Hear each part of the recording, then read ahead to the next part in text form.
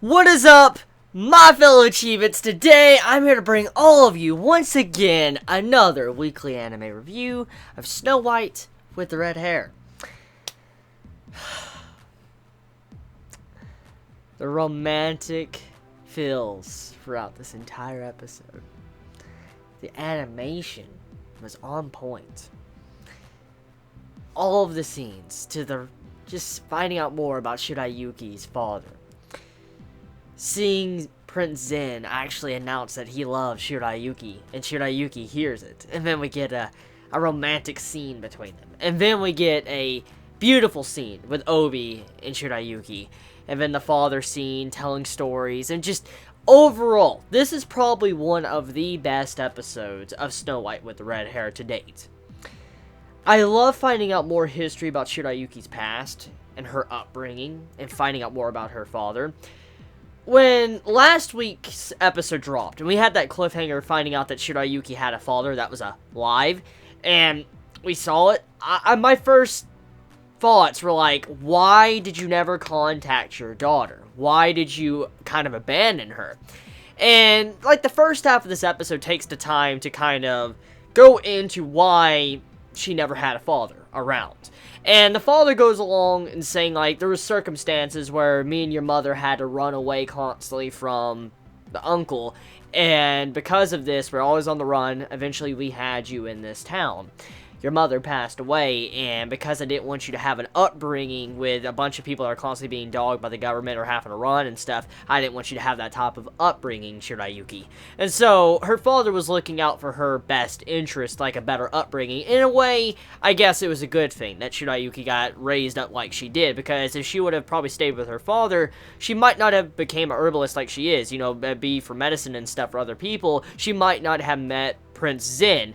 So overall, I think Shirayuki, her upbringing she had and what her father gave her was probably a good decision. And I have to give compliments for the father just for that. I know that some might disagree with me, and I know there's a this is a very controversial topic for many, because, I mean, if you have it to where a parent has to, let's say, oh, we gotta leave our, you know, daughter behind because I don't want them to have this certain upbringing, I can understand, but I can see where this can be very, you know, controversial, or many might be against it or with it, but it really just depends on your standpoint and your position on this topic. But for now, though, seeing how Shirayuki and her father made up, kind of, and they got to talk, Shirayuki got to find out more about her father and, you know, her father's stories, it just overall, it made this, you know, episode so much better. It was a really enjoyable episode, seeing this characterization for her father and finding out more about Shirayuki's past and her connection with her father.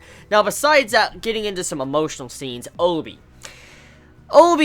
we know he's been having these negative emotions going on in his head because he couldn't protect Shirayuki. We know he's been very upset because he couldn't protect her.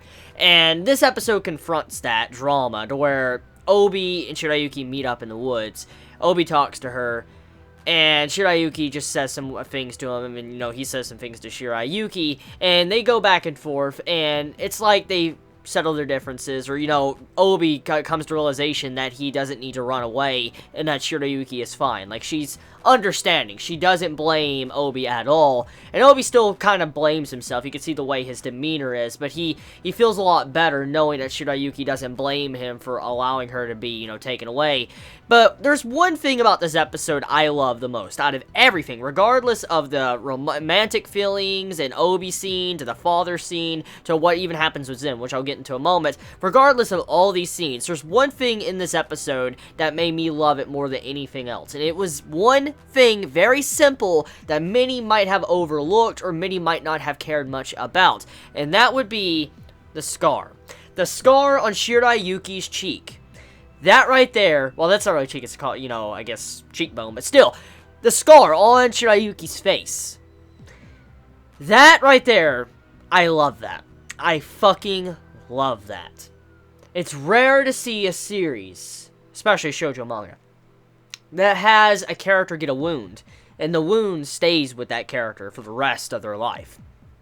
Seeing Shirayuki now having a scar on her face, it makes her more distinguished. I talked about this in my last review. I hope that, you know, the cut on Shirayuki's face stays around, and in fact, it does. To my surprise, I'm fucking shocked.